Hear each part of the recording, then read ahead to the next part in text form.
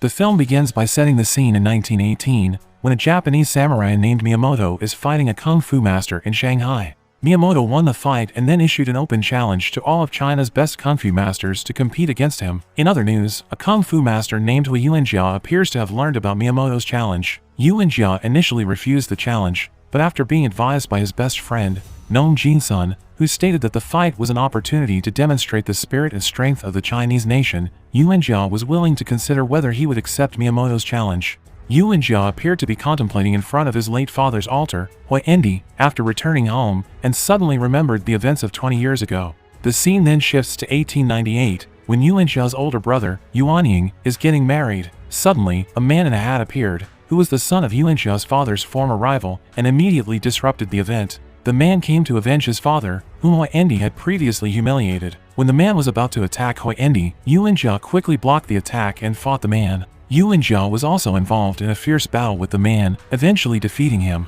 When Yuanjia was about to hit the defeated man, Huaiendi asked him to stop and let the man go. Huaiendi then punished Yuanjia because he was furious when he discovered his son was secretly practicing kung fu despite his father's prohibition. Yuanjia is dissatisfied and insists on being better than his older brother, despite secretly practicing kung fu. Yuanjia became increasingly irritated, claiming that his father only taught him patience and never taught him the Hua technique that had been passed down through his family for generations.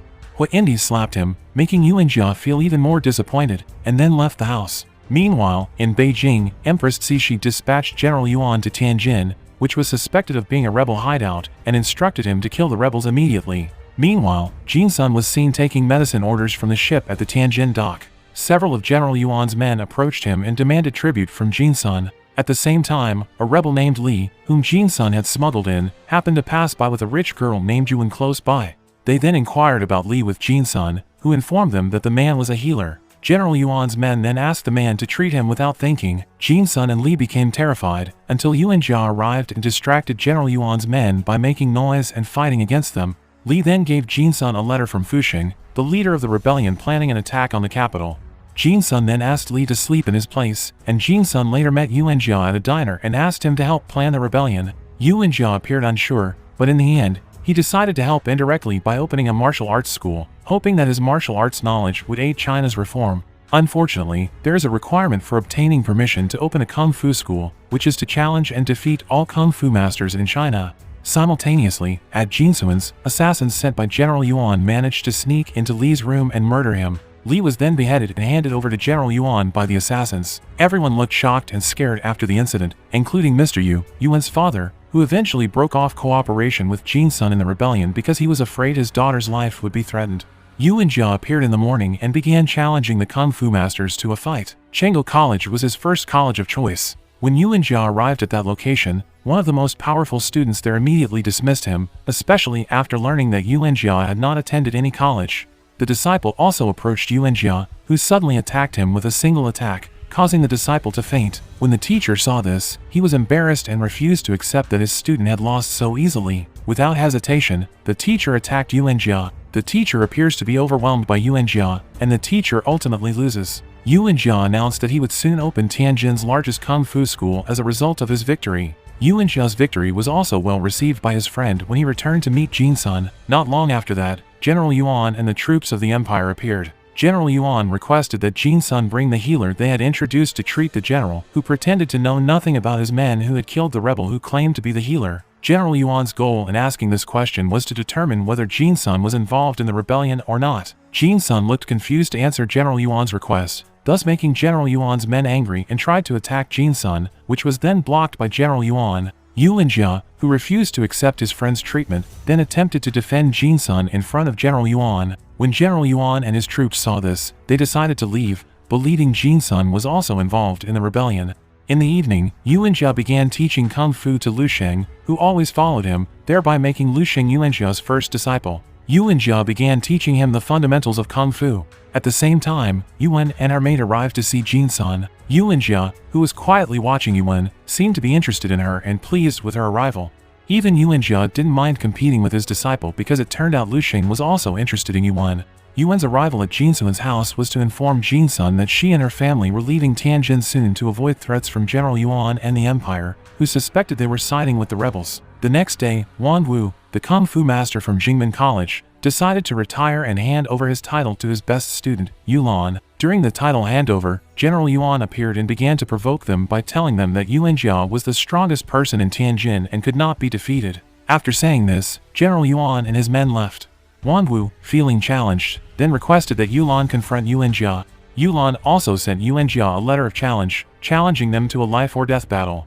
Meanwhile, Yuan Jia, who had received the letter, agreed to accept Yuan's battle challenge and came to Jingmen College. All of the school's kung fu masters had gathered there to await Yuan Jia's arrival. The battle began, and Yuan Jia's first opponent was a master who was extremely skilled with weapons. Yuan Jia used a spear to corner the master, causing him not to move when Yuan Jia aimed the spear's tip at the master's neck.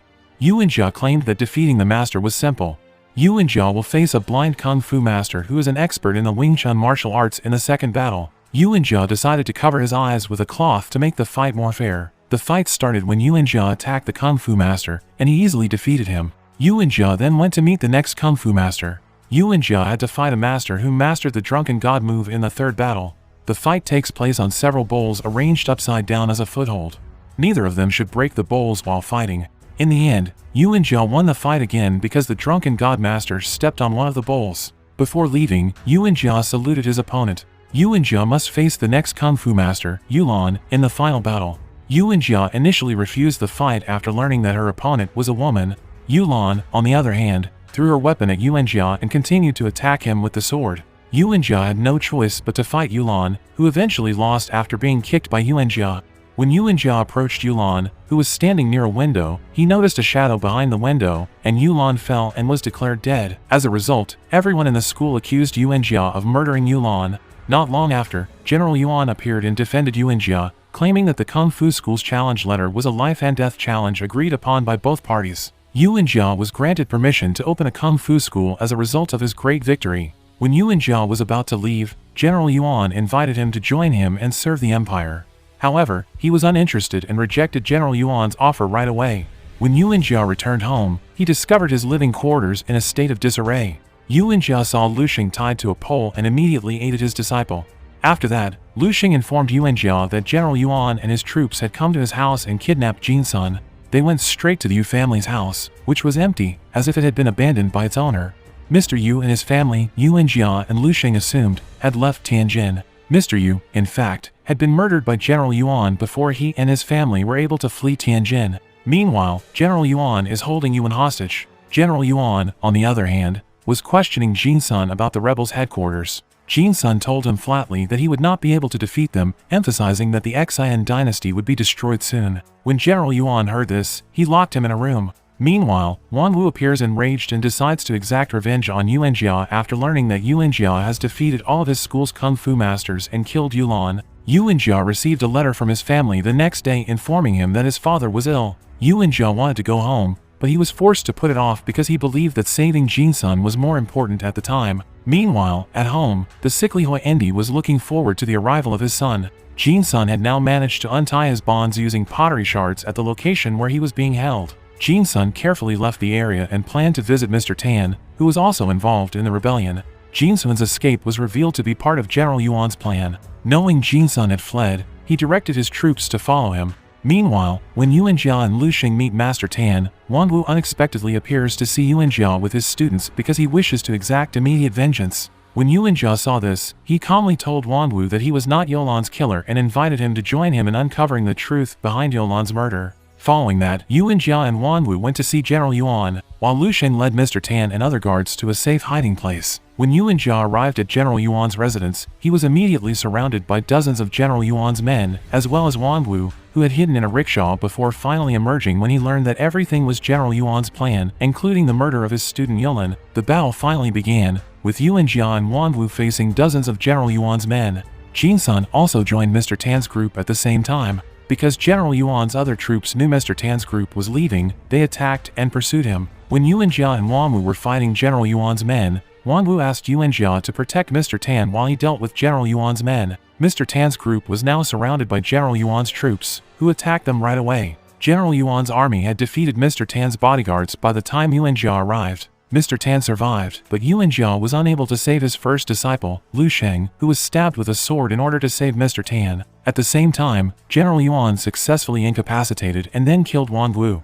Yuan Jia came to General Yuan's place that night, in the pouring rain, to save Wang Wu. However, Yuan Jia soon discovered that his arrival was too late because he saw General Yuan hang Wang Wu's head. Yuan Jia became enraged and began fighting against General Yuan's men who surrounded him. After learning that all of his men had been defeated, General Yuan fought Yuan Jia, who eventually beat him to the ground near the pillar where Wang Wu's head was hanging. Because he was cornered, General Yuan knocked down the pillar, which was quickly detained by Yuan Jia, preventing Wang Wu's head from falling to the ground. Yuan Jia then attacked General Yuan, eventually killing him. Yuan Jia left the area after his victory, carrying Wang Wu's head with him. After a few days, Yuan Jia returned home to see his sick father. Then again, who doesn't? Yuan Jia was then given a will, which revealed how much his father adored him.